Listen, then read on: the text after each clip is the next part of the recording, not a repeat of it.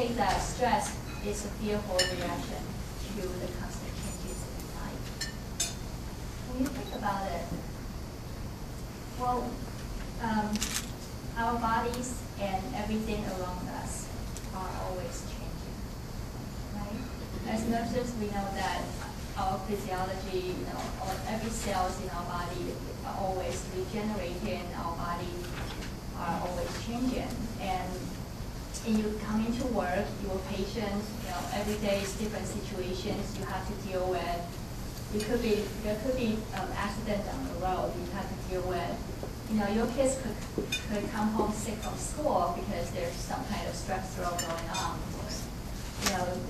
There's always changes, and sometimes when we say that we are stressed, it often means that you don't think that you can handle it, and that's what I mean by the stress, fearful reaction. Then you're afraid that I cannot handle the situation, and that shows up in your body. When you are stressed, it shows up in your bodies and shows up emotionally. Where do your stress come from? How many of you say that your stress comes from your work? Yeah, as nurses, I used to be a registered nurse myself, and I know how it is. We live very stressful lives, and as oncology nurses. When I was a nurse, I was in gastrointestinal unit. But back then, I took care of a lot of garden variety digestive disorder patients. But there were also a lot of terminal cancer patients, hepatoma, pancreatic cancer, gastric cancer, and so I had my own share of experiences caring for cancer patients, and also my grandparents died from cancer. So I know how it is. It's very stressful from being an oncology nurse. And there could be stress coming from traffic, and it's like inevitable. I used to live in Maryland and commute to Virginia every day. I worked in George Mason University in Virginia. So every day I drive back and forth 3 hours, halfway across Capitol Beltway. So I know, it's very stressful when you have to commute. How many of you have to commute to work? Yeah, so it's stress coming from work, from traffic. It could be from your relationship, right? It could be, maybe you have a boss from hell, or a patient from hell. And sometimes you wonder how did Mother Teresa does it? How did she keep her positive attitude and caring for so many people day in and day out? As life. So one of you are so stressed out, you are in complete overwhelm. What can you do to get out of that overwhelmed state? Well, everybody knows when you are caught on fire, what you have to do. You stop, drop, and roll, right? My son learned that when he was in preschool. He's like, Mom, everybody knows. Everybody knows you cannot run. You have to stop, drop, and roll.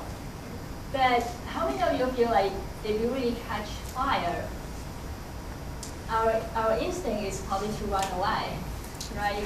Run for help, run to the water, or whatever. And so so that's why I got the inspiration to come up with stop, drop, and roll. So what do I mean by stop?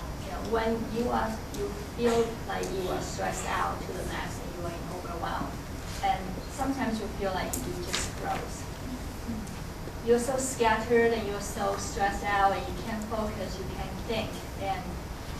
And our normal reaction was, okay, I got to work harder. I got to work faster so I can try to finish my project and try to squeeze in more things in a day. But I say you need to stop. You need to pause and take stock of where you are. Okay, if you are stressed out already, and you don't take a break, you're not going to work effectively. You're trying to work harder and faster, and until you run yourself ragged and you break down. So the first thing to do is actually stop. And it sounds counterintuitive, I know. But when you can really stop and take a break and really breathe, research shows that when we can focus all our intention and attention on one single thing, it slows down our heartbeat. It slows down our breathing. When we are stressed, what do? We breathe shallowly, and we might be overventilating, right? And your body is not getting enough oxygen to your brain, to your body that it desperately needs. Your brain is not getting oxygen to think clearly. So what I say is that if you stop and try to breathe, and just focus on your breathing for a few minutes and center yourself. Okay, when we can do that, then we think about, okay, what can I drop from my plate? Obviously, when you are overwhelmed, it usually means that you have too much on your plate. Wouldn't you say so? So what can we drop from our plate so it doesn't overwhelm us so much? And I have two things that you might want to write this down. One is practice 3D principle. And what I mean by 3D, the first D is do it. The second D is delegate it. The third D is dump it.